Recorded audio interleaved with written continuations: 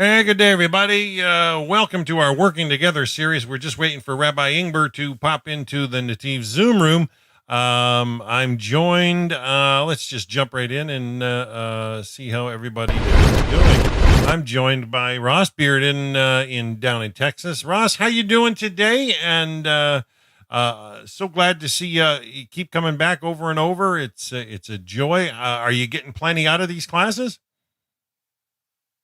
I definitely get plenty out of it from time to time. As far as I'm doing rather well today. Can't Beautiful. complain. What's the weather like down there in Texas? Oh, it's pretty nice. I mean, it's general. It's up in the 90s. Well, I'm up in Canada, and I think we reached about a low last night of about, I'm going to say about 45 and a little rain. So it's still, spring is still trying to spring up here, but big difference from down there. 90. Whoa, that's like too hot for my pale skin for sure. Oh, Uh, I see that Rabbi Ingber's finally popped into the Zoom room. So good to be with you, Rabbi. We're already live on Facebook and YouTube.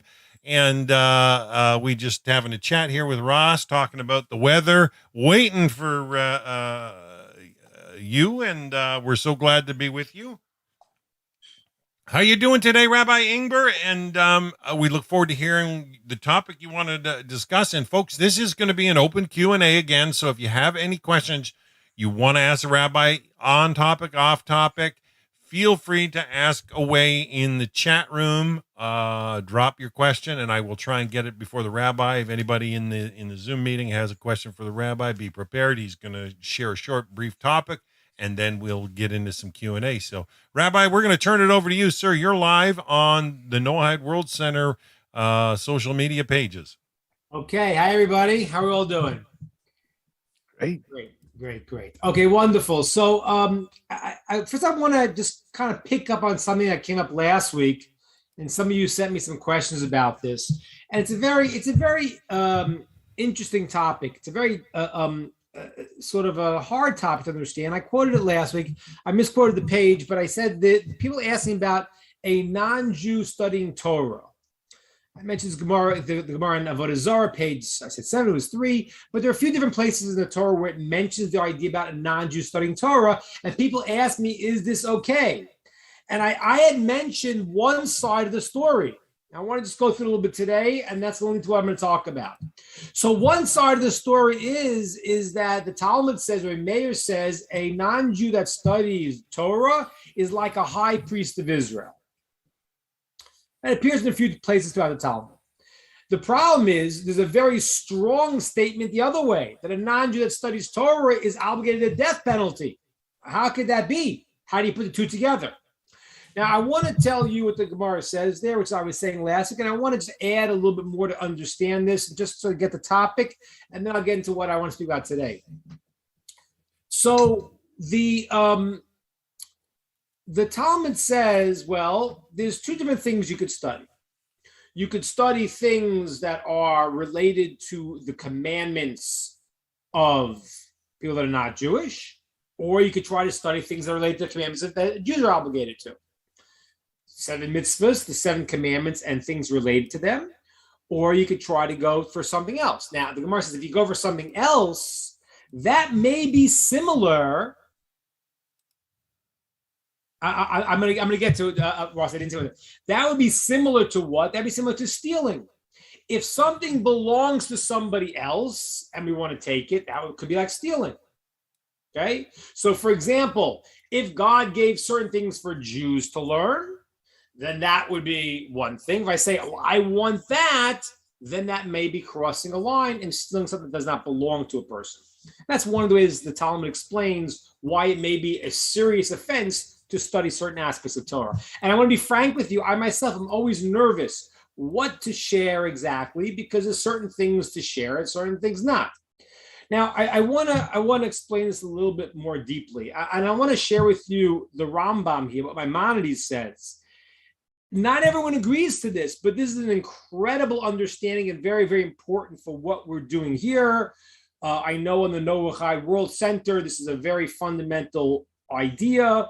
And I think it's important for everyone in this group to take at least this approach. And I'm going to try to explain it. So, first of all, it says a non-Jew that learns Torah is like the high priest of Israel. Wow. That's an incredible statement. That's not saying a non-Jew learns Torah is good. It's considered to be the high priest of Israel, the Kohen Gadol, who's considered to be the highest soul of the Jewish people. He's the only one that can go into the Holy of Holies, right? We have in the temple, there are different places. There are places that the people can go. There are places that only the Kohanim, the people, the sons of Aaron, could go. And then there's a place that nobody could go. That's called the Holy of Holies, the Kodesh Kodashim, where the ark stood. No one could go in there. If someone went in there, they would transgress, and actually they would die. In the time of the Second Temple period, what happened was the end of the Second Temple. There were problems in the country. There were the Sadducees that were a new sect that were breaking away and making their own rules, and they started buying the right to be the Kohen Gadol, the high priest of Israel. So before the destruction of the Second Temple, there was a deterioration in the fabric of the society. A new sect of Jews came up called the Sadducees, Tzdukim, who had their own things not against the rabbis, and they often bought the power to be the high priest from the king. And what happened was, the Talmud says, they used to, when he used to go into the Holy of Holies, on the day of Yom Kippur, the highest day, they would tie a rope around his leg. You know why? Because he would die. He would die when he went in because he couldn't go in there. And you couldn't go in to get him out, so they had to pull him out. Which makes you wonder why the next year somebody would still try to buy the rights for this. Which makes you realize how funny people are, because they think they're different, and it's not, I'm okay. But the high priest of Israel could go into the Holy of Holies. So why would it be that a person, a non-Jew that studies Torah, is called like the high priest of Israel? So I mentioned one idea last week, and I said it's because everyone who does their role in the world has a unique quality. I mentioned the idea of coming into a garden, you water the garden the way everything needs to be watered, and everyone that does their job in the world, they become the greatest they could be. That's what I wanted to say. Meaning, yes, the Kohen, the high priest of Israel, he's the top soul, but he goes in as the representative of the people. So everyone has a connection to him. Every person has their unique essence, who they are, and if they bring that out, then they've done what they have to do in the world. That's what I said last week. I want to share with you some other ideas. One is that some other commentaries say that a person, a non-Jew studies Torah, will be elevated amongst his people. Like the high priest of Israel to the rest of the people. So the non-Jew who studies Torah is elevated amongst the rest of his people. That's one explanation. Another explanation I saw was that the high priest who did the service in the temple, that a non-Jew who's allowed to bring offerings, if he studies about bringing offerings, it's like he's bringing offerings, and that's comparable to the high priest. Okay, so very nice. So a non-Jew that studies the Torah, he's considered to be a high priest of Israel. But then we had that other strong statement saying, well, maybe it's crossing the line. Now, as I said to you, some people understand that the problem is it's like theft. Let me explain the idea of what it means, like it's like theft. Or there's another explanation in the Talmud, which is that like the Torah to the Jews is like their wife, their engaged one, their betrothed one, and it's like taking something that doesn't belong to us. So let me explain that idea first. That idea means that, again, everyone in Jewish thinking, in Torah thinking, every person that God creates is purposeful and has something special about them. And the concept is when I look to be something I'm not and take something that's not mine, I lose what's mine. Whoever puts their eye to somebody else's things, not only will they not get that because it's not meant for them, they'll even lose what they have. So it's very crucial. A person who wanted to convert could convert. A person who doesn't want to convert, this is who I am, and appreciates that, then he or she should be learning what is unique to them.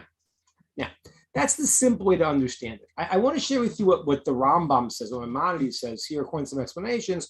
And this is very, very fascinating. And not everyone agrees to this, but I say the Noachide World Center, this is a fundamental way that they're doing it. And the rabbinate in Israel seems to be taking this approach also. Maimonides, when he writes this law about non-Jews studying Torah, he differentiates between a non-Jew and a Noachide. And Maimonides seems to take on the approach that a person who has not taken on the status of a Noachide, do what you got to do. Don't expand past that. Because you first got to do what you got to do. You got to not kill, not steal. You got to do the basics.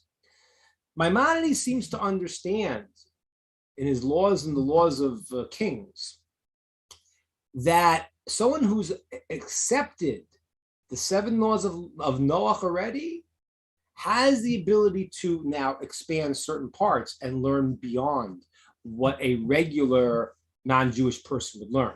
According to that, I don't know what people have done here, but there is the idea of the benefit of accepting the 7 commandments in front of a basin, in front of a court. Okay, let me explain what that is also. There's different discussions on why a person could take on the Noachide laws. And one aspect is logic. Logic. Most people that realize there can't be more than one God. They realize stealing is terrible. They realize murder is terrible. They realize it's cruel to kill and eat an animal before it's dead. So there's certain logic to the moral code that a person has to do, the basic minimum logic. So that's good. But it's a much higher level when a person goes and accepts that this was commanded not only to Adam and to Noah, but it was also then commanded by God to Moses, to Moshe, to teach this as an obligation. And when someone accepts that, it's another higher level, different opinions exactly what, but it's a higher level of acceptance of this a covenant that God made with Noah. I got to say the blessing today. I hadn't seen a rainbow in a long time, and today was a rainbow. And there's the blessing we make when we see a rainbow. Zohar Bris, God remembers the covenant. So I got to say that blessing today. So a person who goes and accepts the 7 Noachide laws in front of a court of 3 rabbis, that would constitute a certain other level of commitment that has a different status. Different things, according to some, can maybe even reside in the land of Israel. Some, according to some, it's reside in the land of Israel in the times where we count the Yovel, we count the 50 years again. But whatever it is, the Maimonides seems to learn this ability to go and to learn greater aspects that expand that quality is connected with a person saying, I am not by my logic doing what is right, but rather I accept and I understand this idea that God has commanded through Moshe these commandments that I'm taking on. So I think it behooves us to consider that. If people have not done this and it's not been set up to accept it, it's certainly obviously a big thing.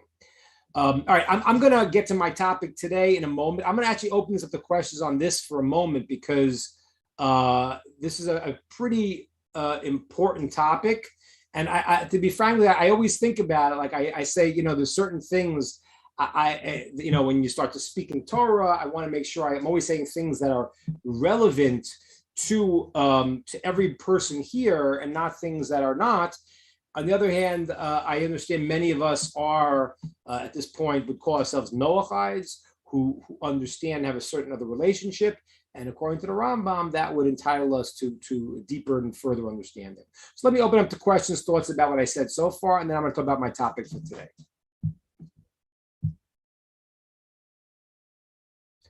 Okay. I'm going to go to my topic today, and then at the end you could pull it all together.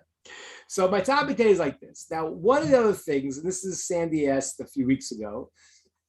So we have in the Noahide obligations, the 7 laws of Noah, but we also have an expanded aspect that all commandments that are understood to be sichlius, commandments that make sense, that go for the betterment of the world in Noahide, even if not obligated, should do them as the right thing to do, and maybe even be obligated to certain logical commandments.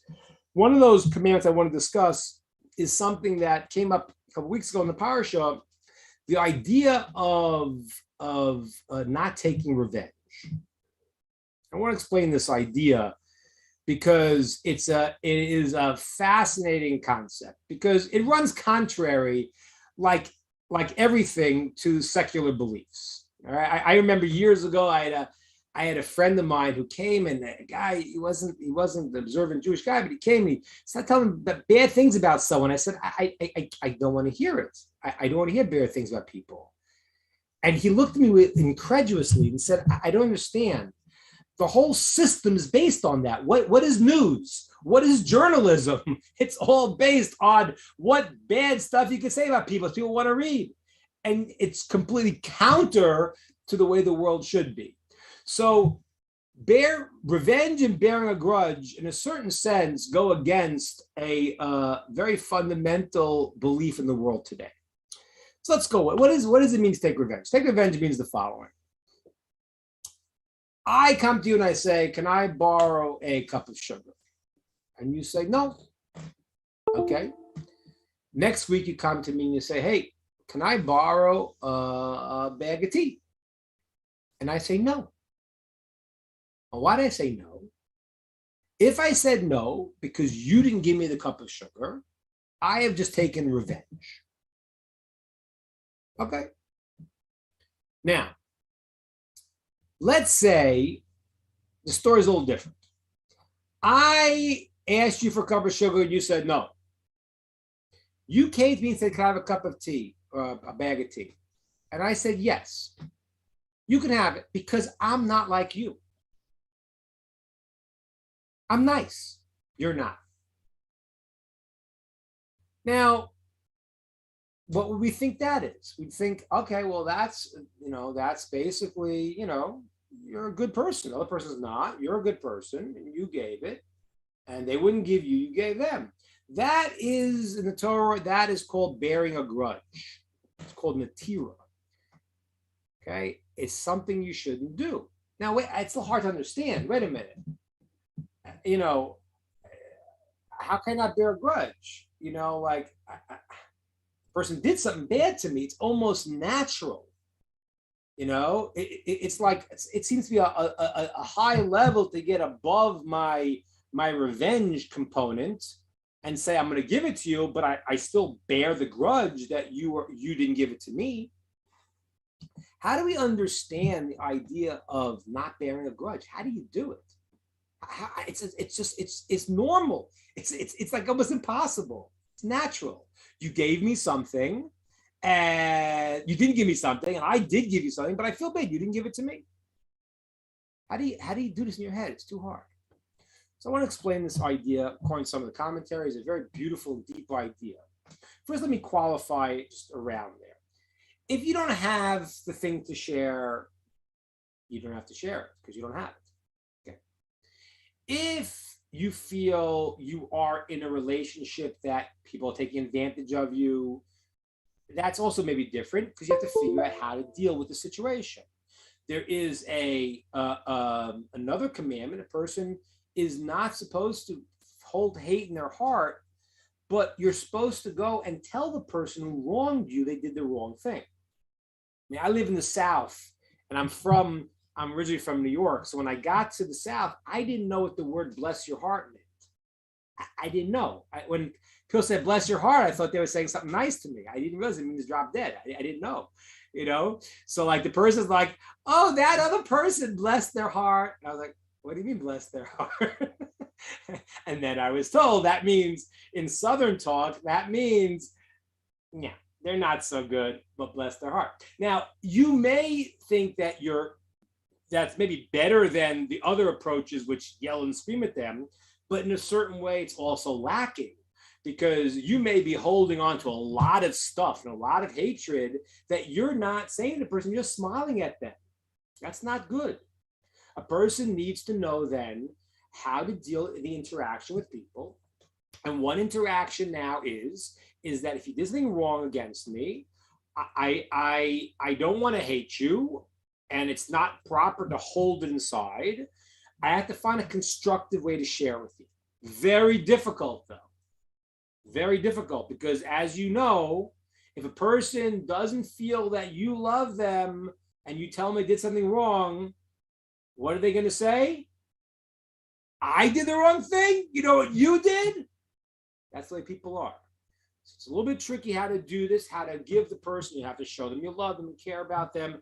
And then maybe you could tell them, listen, this is what you did. And I feel, and I always tell people just as a sort of a technique to say, I feel hurt by this.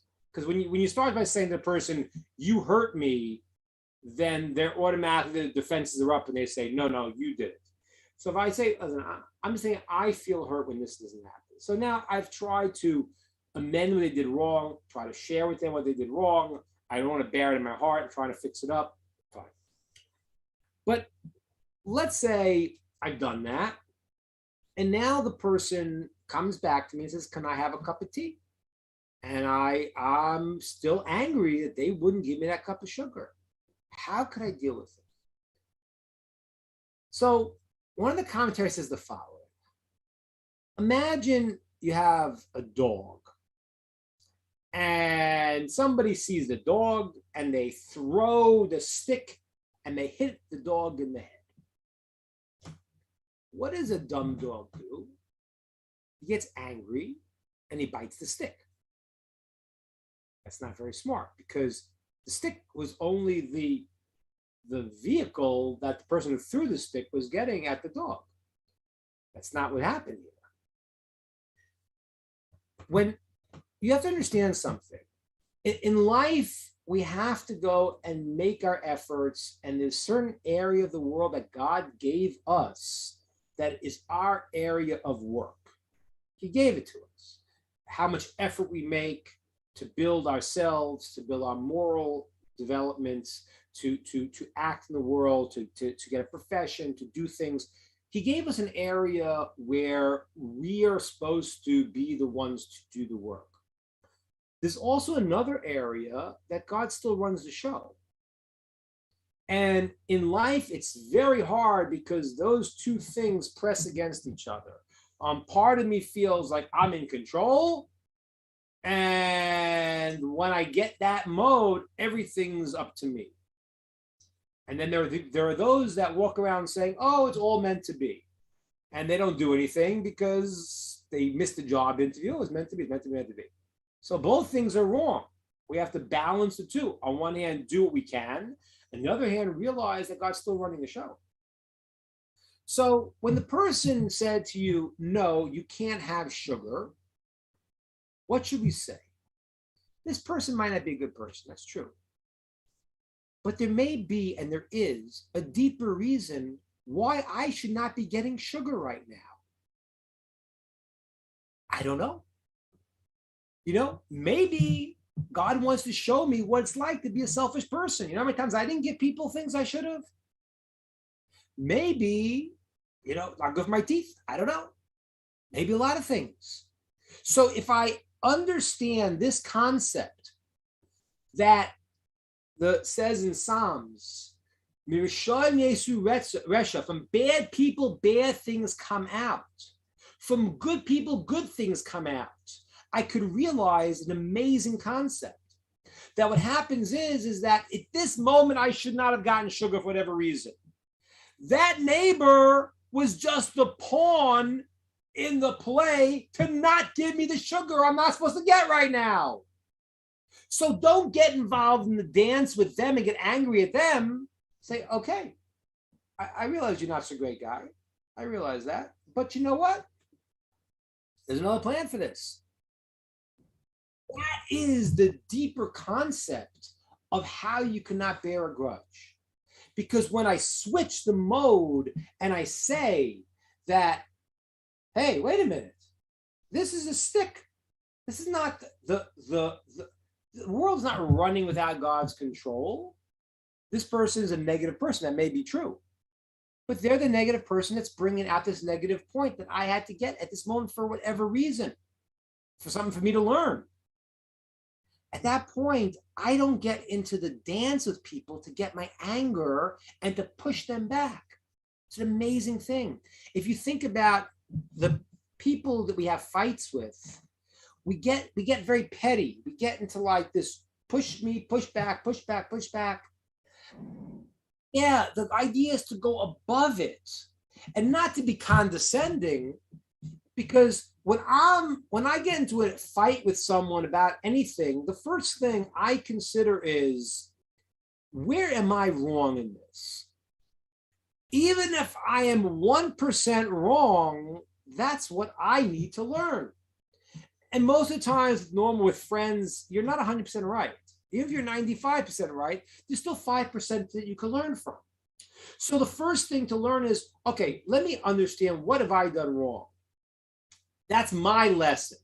Now, whatever they've done wrong, if I can explain it to them and they can understand it, then great. And if they can't understand it, that's just where they're stuck in life. That's where they're stuck. And why am I going to get angry at that? They're the pawn. They're the stick. They may be stuck. Okay? So there was a lesson I had to learn from this. It's the most amazing concept when you realize that. You can look at people with a new level of what's called rachim, compassion, because people are stuck. I was once counseling a woman who had problems with her mother. And I said to her, I listened to the story, and I said, your mother's 8 years old. And the woman said, what are you talking about? No, she's not. She's 62. I said, tell you, mother's 8 years old. I said, what do you mean? I said, I don't know. I don't know her. But it sounds like she stopped developing at 8 years old. And all of a sudden the woman said, oh my gosh, my mother's father died when she was 8. I said, yeah. Now you can't imagine that, because you see this older person yelling at you and you're stuck in this dance, and you don't realize that they're stuck in their own things. They feel abandoned, they feel hurt, they feel stepped upon, all the things that they feel coming out on you, but you think you're talking to a 62-year-old when you're talking to a person who's stuck in a certain area in life. And that's a whole new way to see things. So the ability not to bear a grudge is a whole new way to understand interacting with human beings. Everyone has their shortcomings. I do, you do, everybody does. But you know what the trick is? The trick is to say, if it's just that this guy can ruin my life and not ruin my life, and there's no control, and this is a random world, then yeah, I get angry. But when I realize the world's not at random, God's running the show here. And there's a reason why I didn't get the sugar right now. Yes, he may be a bad messenger, maybe, but that's where he's stuck. What does it have to do with me? God's not going to let something happen to me that can't happen. This is the lesson that Joseph tells the brothers. If you look, it's an amazing thing.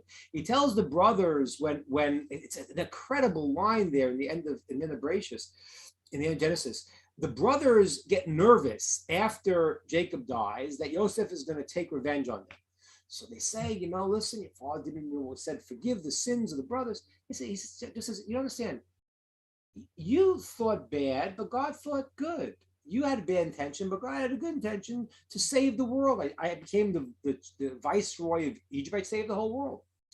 And I was thinking to myself, it's not very comforting, A guy comes to you and does something bad to you, and you would say, nah, you weren't so bad, Joseph didn't say that. He said, you thought it for bad, but God thought it for good.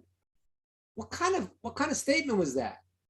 What Joseph was saying to them was that it's not a question, you don't run the world. Okay, maybe you had bad intentions. That's your problem, not my problem. as they say in pop psychology, I don't own this problem. That's your problem. You had bad intentions. Okay.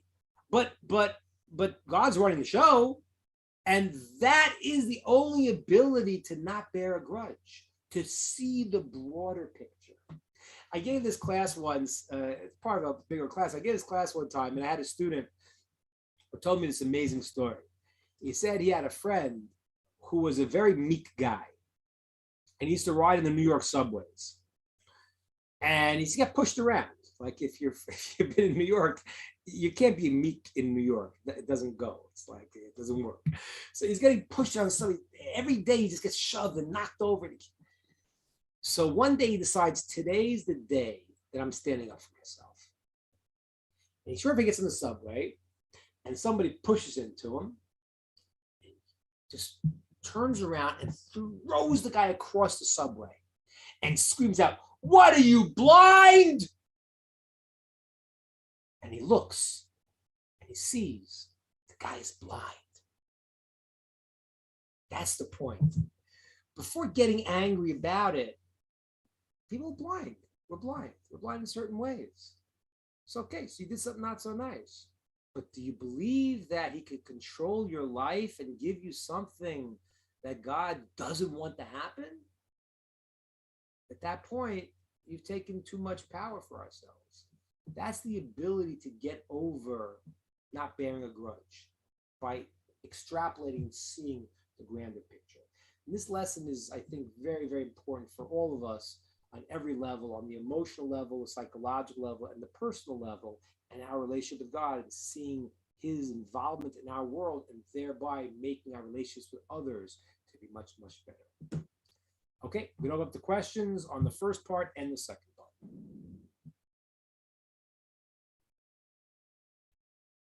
Oh, yeah. Sorry. How's it now? Okay. All right. Questions, thoughts, ideas on the first one.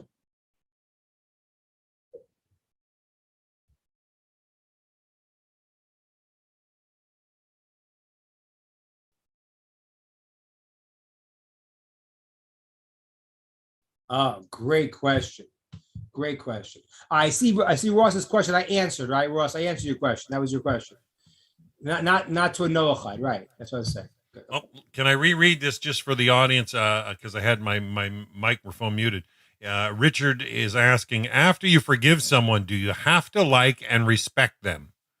Great question. Especially in our world today, in America, of confusions about these things. Opinions that are stupid or not worthy of respect.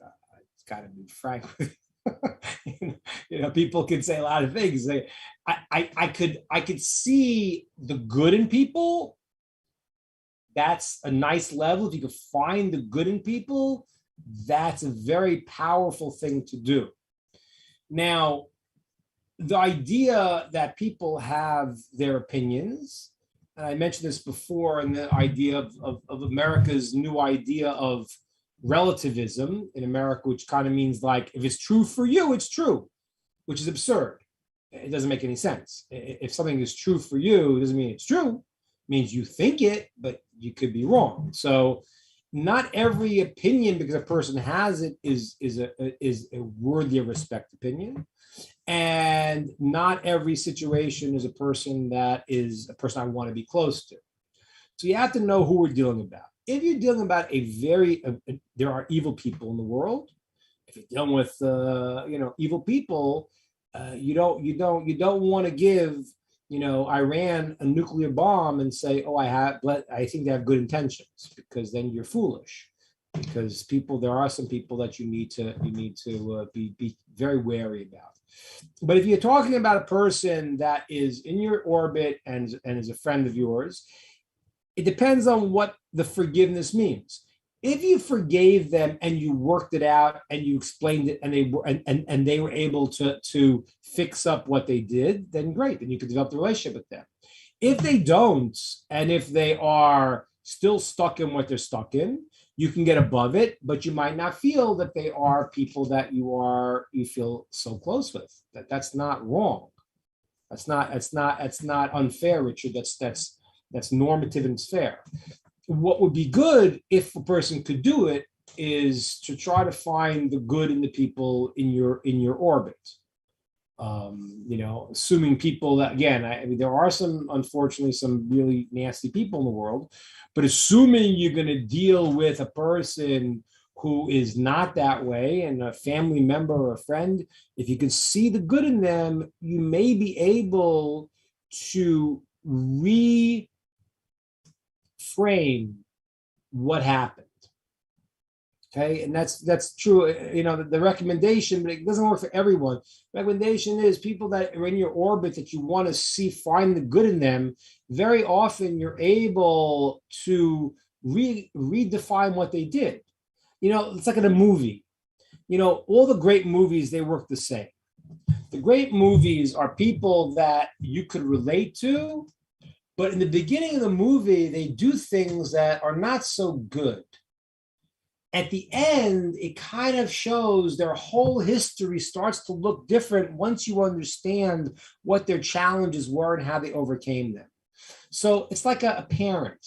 A parent, what happens when let's say you have a person that sees a child, a teacher, they say, oh, this kid is terrible, he's nothing, it was awful. When they go to the parent doesn't see that. Parent says, no, my child's so, what's happening? Is the parent deluding themselves?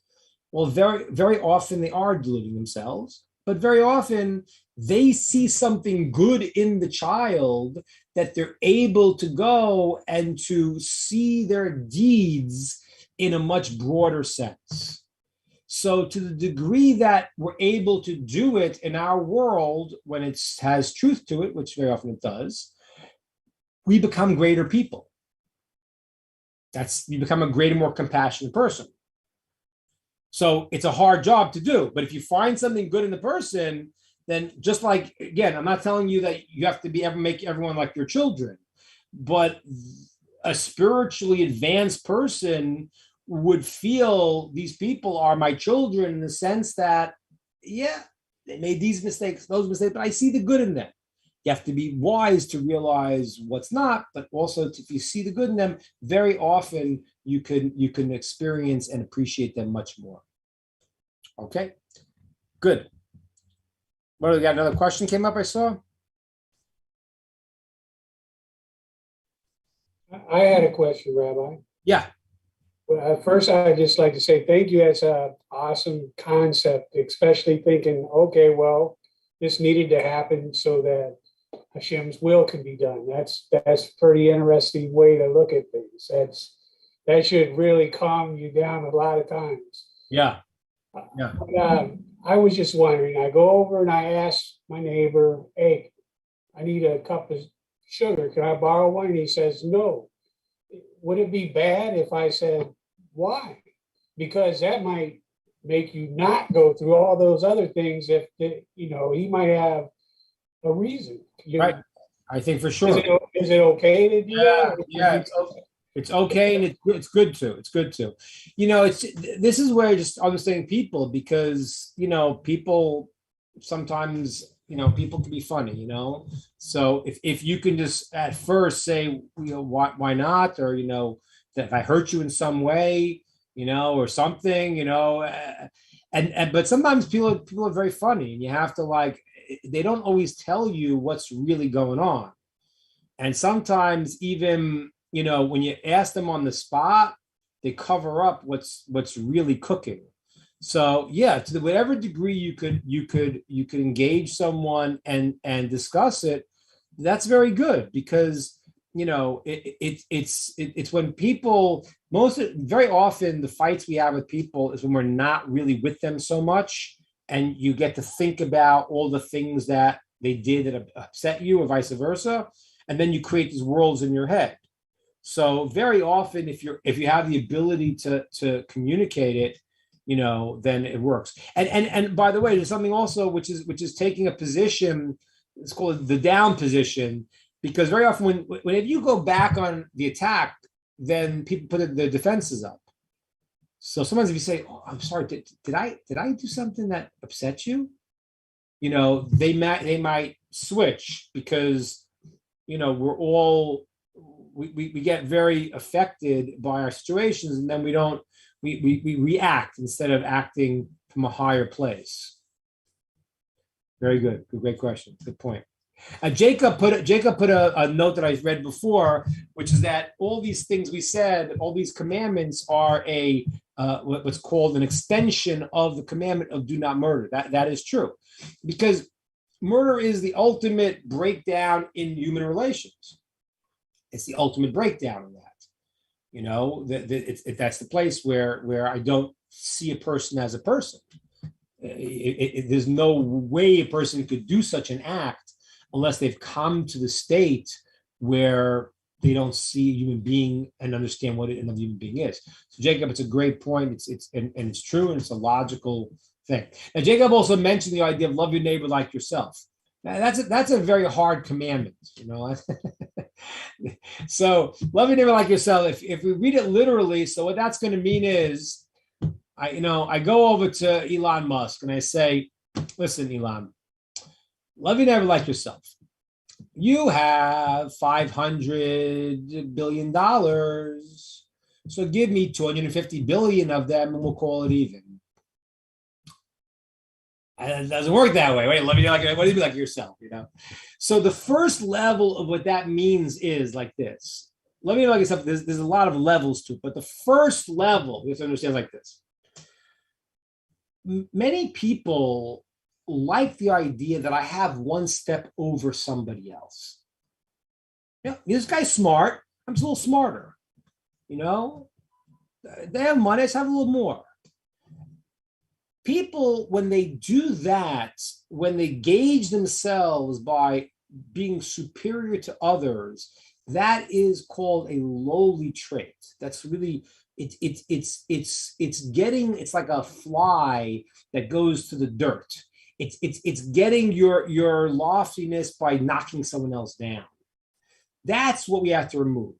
So the first level of loving your neighbor like yourself doesn't mean you have to give him half your money, but it means that just like I want good for me, I want the same good for you. Why not? Why wouldn't I?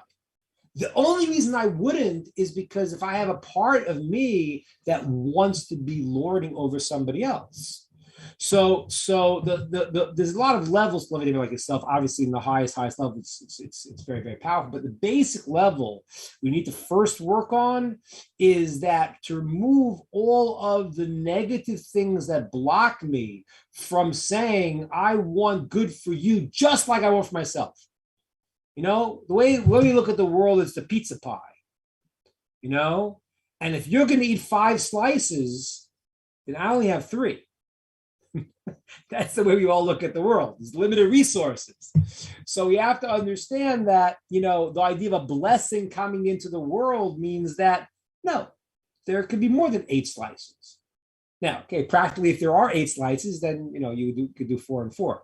But I'm saying the idea that I want I want good for me, I want good for you, and I don't need to be lording over you. That is the fundamental concept of loving like yourself. There's higher levels too, but I need to give you the basic one because when we talk about things that are so lofty we can't get them, so then what am I doing?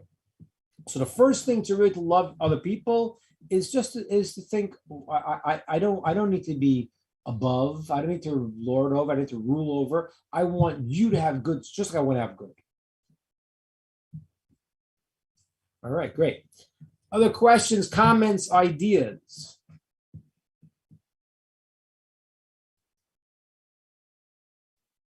Rabbi, going back to the Holy of Holies, and that they tied the rope around the person's feet to drag him out in case he died.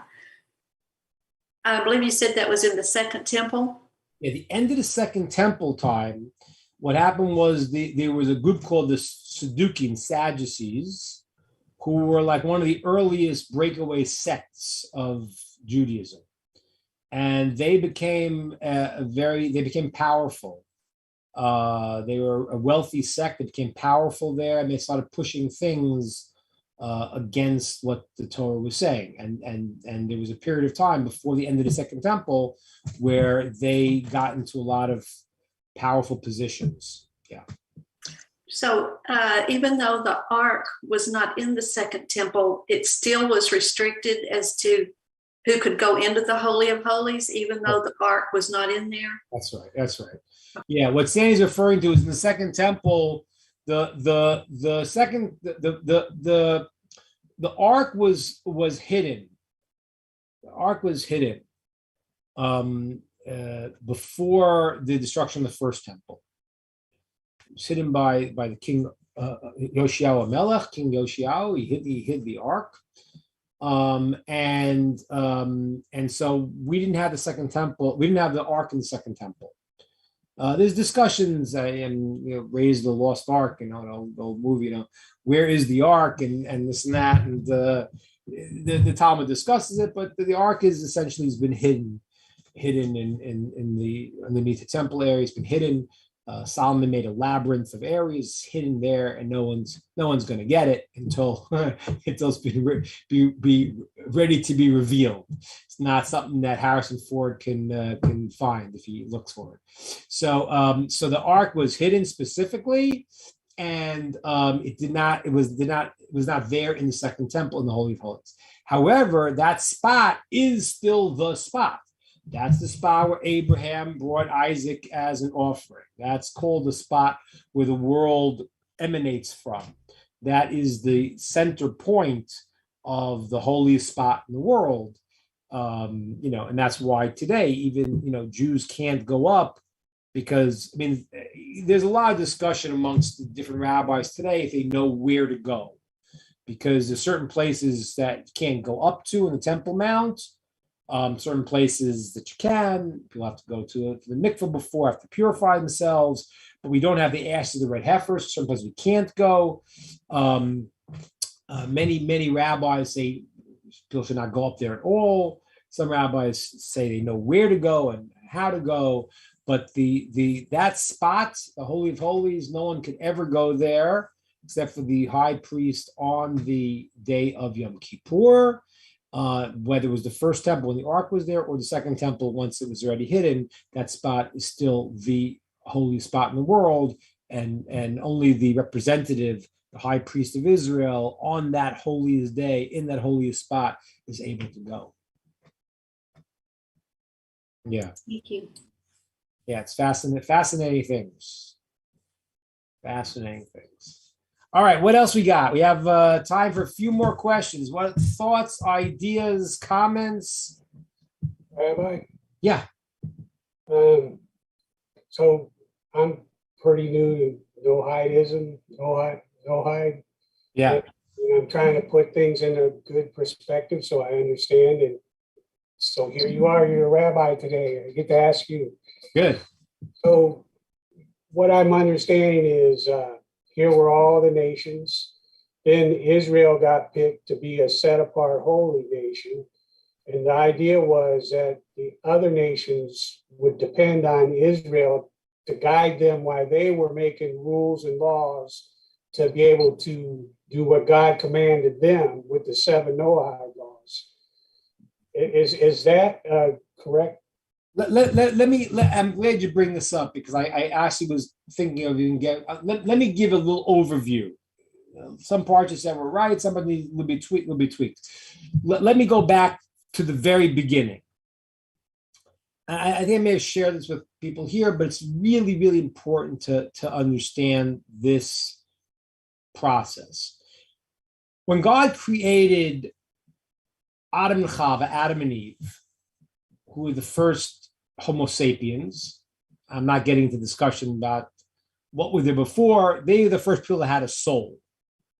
Okay, whatever the discussions are about science, we have no discussion, but the first human beings with a soul are Adam and Eve, created 5,781 years ago.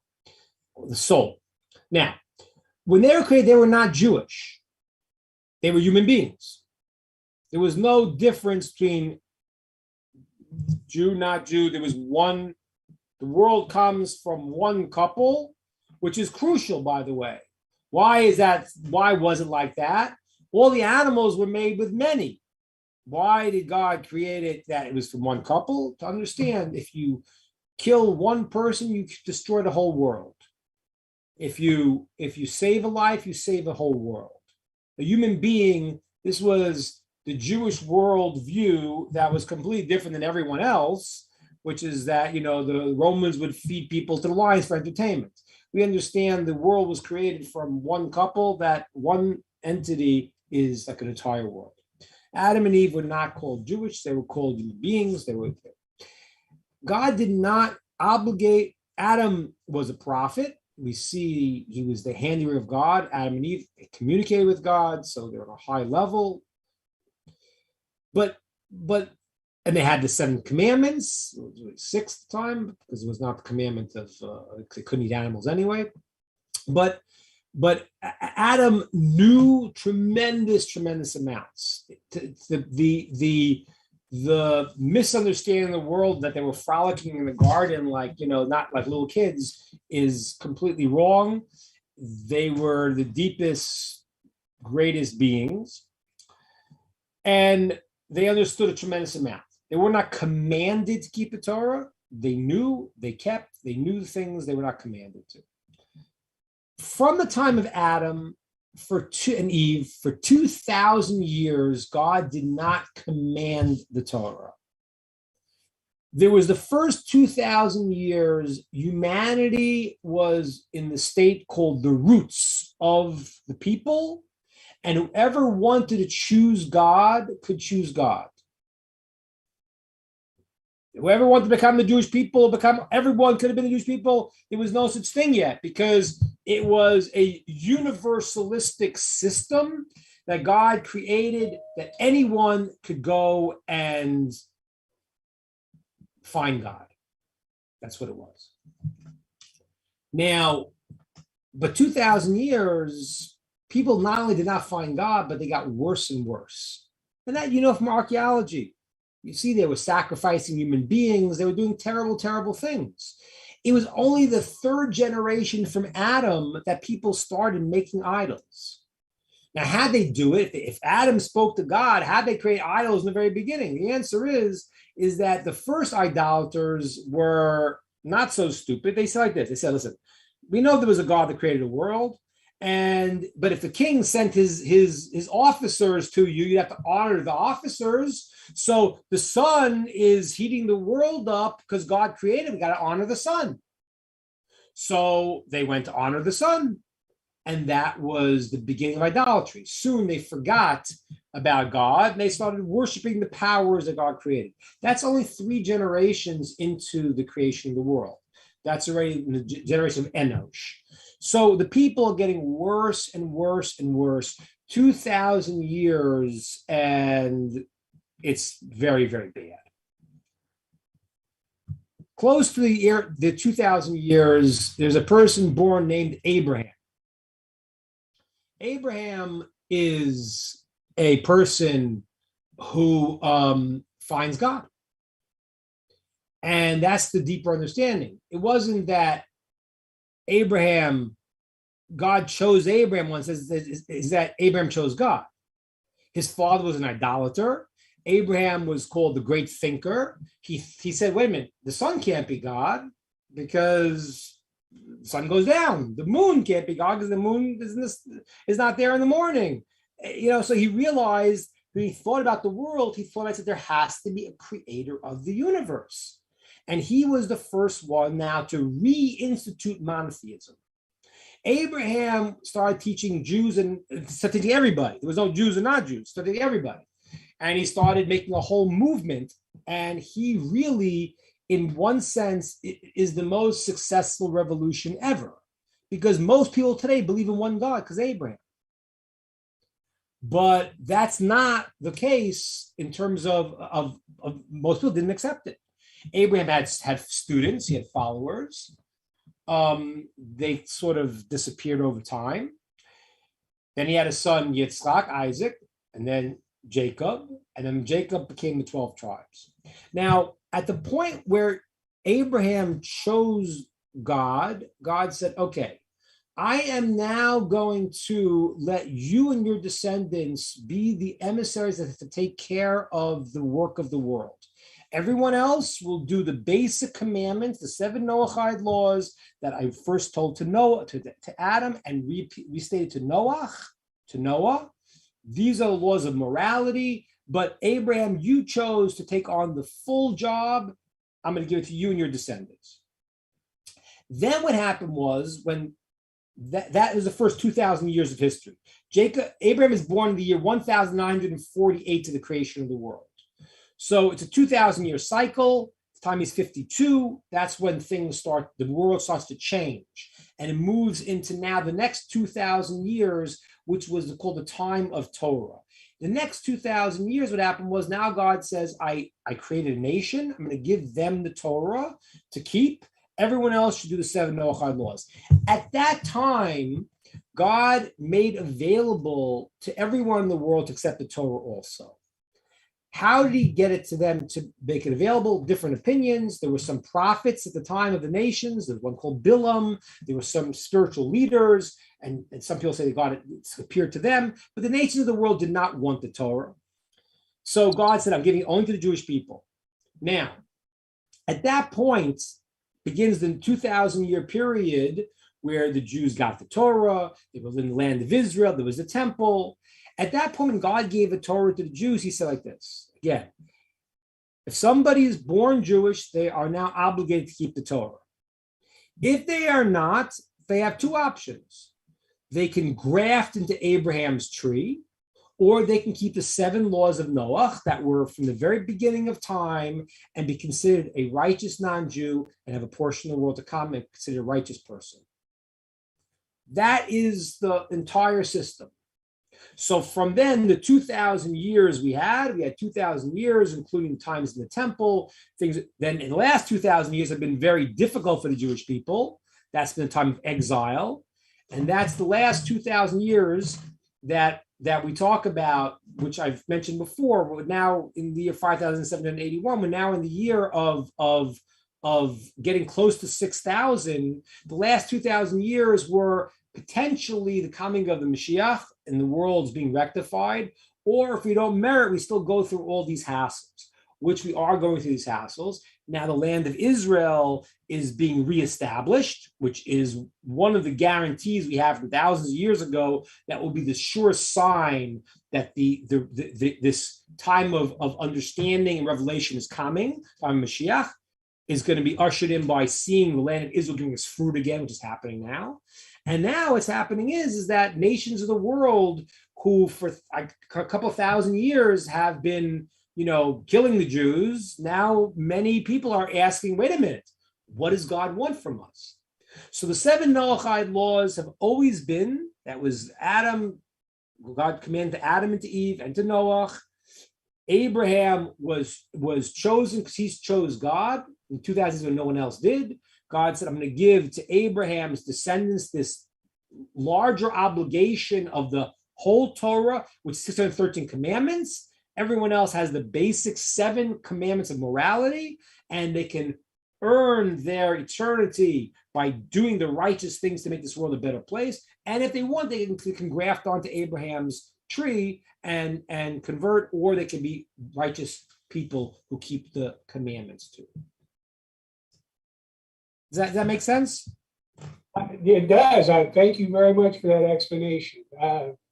Because I think I was looking at it with a different perspective. The nations understand the 7 laws. And so one of the requirements there is to make rules and laws that coincide with those principles. And then I thought that there's Israel. So if you're making this new rule about murder, so your society won't murder, you should come and bring it to Israel because we're not supposed to get down in the depths of the Torah like Israel. Like you said, we're not supposed to steal. We're not Jewish.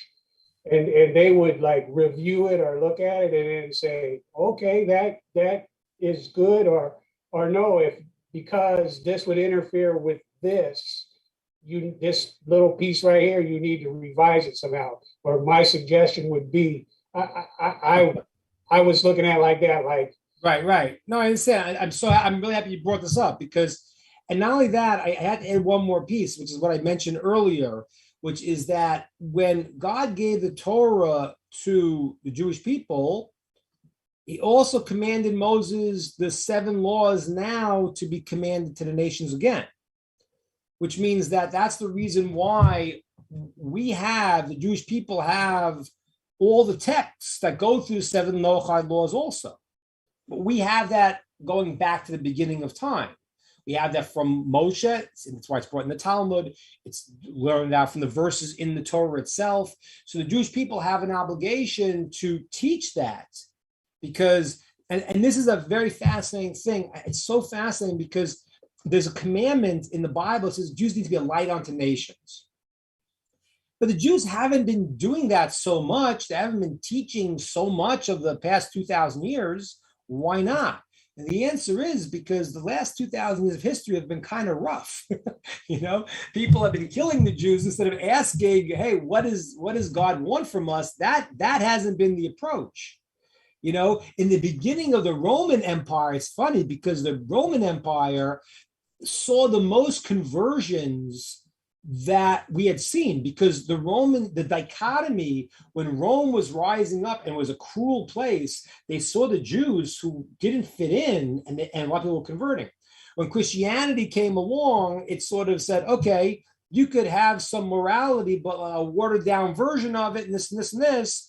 And that became the direction that a lot of the world moved into, as opposed to what, could have and should have happened was if the Roman Empire, someone would have converted, someone would have said, okay, guide us. What are these 7 laws? So the Jews haven't been teaching them so much for a long time because they've been being persecuted for the past 2,000 years instead of people saying, hey, teach us what it is that God says to be light of the nations. What does that mean? What are you supposed to do?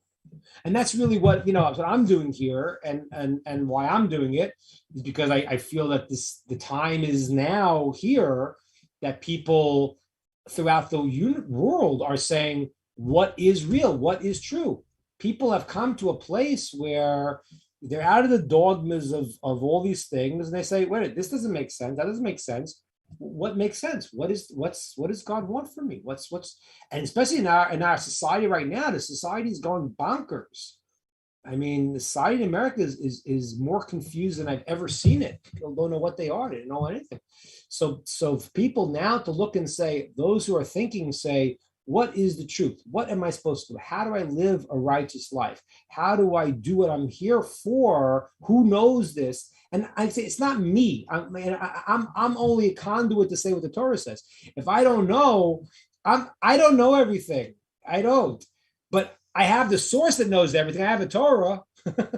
So I could go find it. I could go ask a rabbi who does know that because it's all there. God gave us the information and gave it to us, and we want to share it that people could do what they should do to be able to live their lives properly. We're depending on you for that. I mean, us now, I think that are really trying to understand this, and I'm twisting a lot of knowledge we might have learned the wrong way, and and this is it's just so comfortable. It just makes sense. So it's on Israel for that, but you led into another point that I was wanting to ask you. So here we are, especially us, the people here right now. We're listening. We're trying to learn, and we want to do things the right way. We don't want to, steal from Israel or anything like that. We want to do it right. So, what I'm trying to think is, should we be like thinking about a community of people that are trying to get this? And if that is, shouldn't we be thinking about like trying to maybe be around where there's Jewish people in their synagogue or so that I mean, what are we supposed to do? We're not commanded to keep Sabbath, but a lot of us until we understood that concept, we're keeping Sabbath because we thought that was the right thing to do. But you don't ever think about, well, that was for Israel, not you. You know what I mean? That's like a whole new thing, right? Concept, okay? So Yeah. we can't start a new religion, so we shouldn't be building places for us to meet, right? So I mean, how do we think about that? How do we work that? I think it's a great question, and I really think that I think in a certain sense we're almost in uncharted territory in a certain sense, because like I said, the world has changed. Where like even when I was a kid, would I go and share what Torah says? I got beaten up for being Jewish when I was a kid, you know. I mean, I walk down the street and I decided, I remember I was 14 years old. This guy just starts punching on me, and I'm like, so I wasn't about to like share all these things. So we're in a little bit of a unique situation right now in the world. I think that I've talked a lot about the internet because the internet, I think, in a certain way, unfortunately, has been a vehicle for a lot of bad stuff. And I'm a little bit nervous, even what the Zuckerberg is going to do with this meta world and create people having an inability to relate as human beings soon. So there's a lot of dangerous stuff, a lot of bad stuff on this, but we have the ability to communicate around the world right now. So I think one of the things what we're doing is to learn these things virtually. A person does not, need to come to Israel. There is the concept of a ger toshav, a non-Jew who resides in Israel, keeps the Noahide laws. There is such a concept, but I think that the heart of America really needs you right now. I think that it says from Jerusalem a Torah comes out. We want this idea of truth to be throughout the entire world. And if you're in America, wherever you are, let's make where you are a great place. So I think the first thing to do is to build a community online. I know that, in Humble, those who are in Humble with Rod, they have, a group there. I think that the online community is now going to grow. I think that we've been talking about having, retreats to get together maybe once or twice a year. I don't know that you need to move from where you are. I think we just need to connect and learn together and to grow together and give everyone the tools to be able to sort of take back America and to make this a special place that when the Mashiach comes and everyone's going to hear it, you're going to be telling them, like I said, the non-Jew learns Torah is like the high priest, means that you'll be able to tell everyone else, listen, this is what we've been talking about. So I think it is happening. I think it's a little bit uncharted territory. I think the way to start building is with learning, with thinking and understanding. I think we have an online community, those who are in places that can have a community, physical community, that's wonderful. But I think this is the way to start it. And we'll see how it unfolds over the next period of time. This is beautiful. Being able, like right here, listening to this knowledge that you're sharing with us, it's a wonderful, beautiful thing. No doubt about it. But it's still not the same as knowing somebody.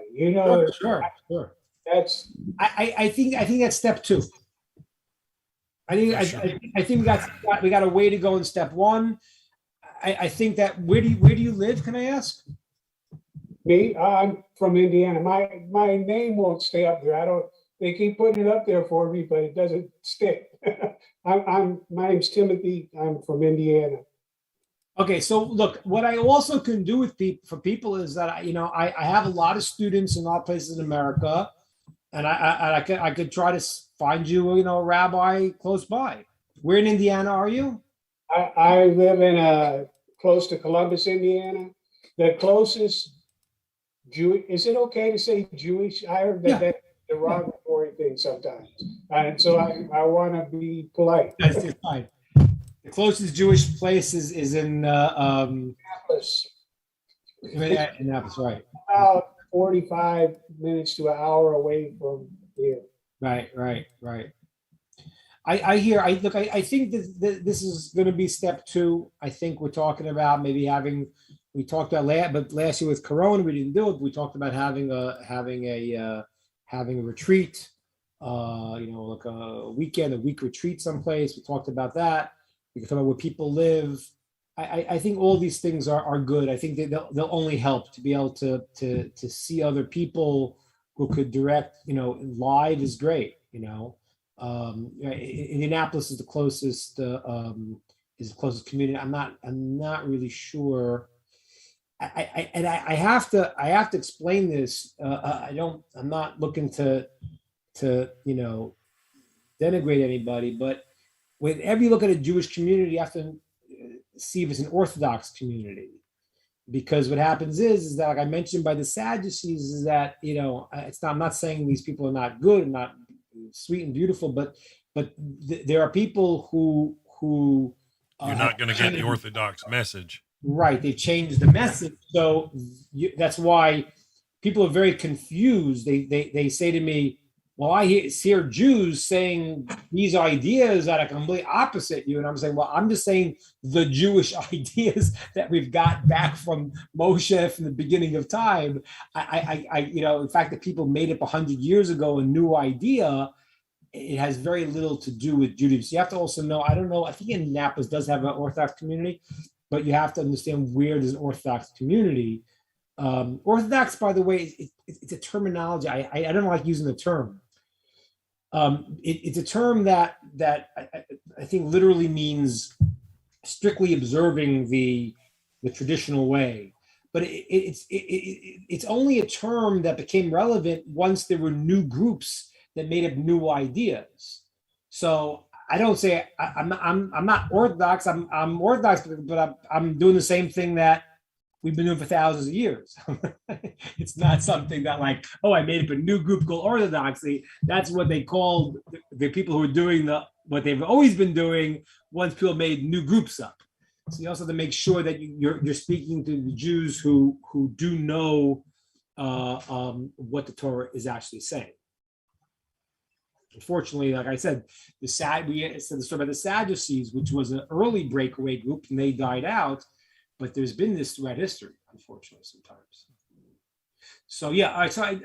So Tim, so the idea, Timothy or Tim, what you prefer we call you? Timothy's good, but Tim's fine. I know you're talking to me.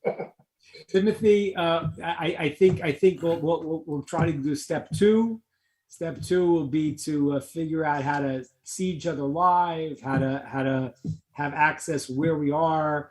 Right. Step one will be to increase this, to get our understanding and our knowledge and our relationship, and then go from there. And I think that, like I mentioned earlier, I think we should probably do at some point, those who haven't, to do something where people go in front of a court to say, this is what I believe, and accept it. It's not a new religion. It's not it's the system that's been back to the roots. Yeah. Right. I like how you mentioned the roots today. Yeah. All right, guys. Thank you so much, everybody. It was great. Had a good time. Well, Rabbi, thank you so much for taking the time out of your very busy schedule. Hashem willing, are you tentatively aiming to do another one of these next week? God willing, next week. We're back on. All right. God willing, we'll be back Invite next your week. Friends, so we'll expand our group. All right, so I'm going to sign out for now, and we wish you all a wonderful, wonderful week. That's been our Working Together series with our friends in the Nativ Zoom room down in Texas. Always a joy to be with them and talk Torah with a learned rabbi such as Rabbi Ingber. It's a joy to hear more and more Torah. And please, if you're going to come back next week and you've got questions and you want a rabbinical answer, we're opening this wide open so that you can ask those questions. So write it down, be prepared, come with a question, and we'll get it before the rabbi. So we'll catch you all next week, same time. Have a wonderful, wonderful week. Bye for now. Excuse me, sir. Thank you, Dan. Thank you, Rabbi. Excuse me, Rabbi. Yeah, Jay, yeah.